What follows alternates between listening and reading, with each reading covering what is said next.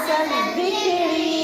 تحكي هذه السورة عن ليلة القدر أنزل فيها الله لنا أقدس الذكر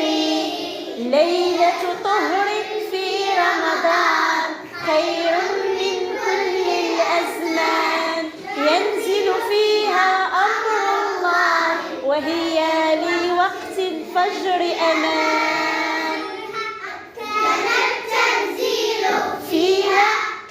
يهبط جبريل فيها كان التنزيل فيها يهبط جبريل وتقدر أعمار الناس فيها والرزق يقدر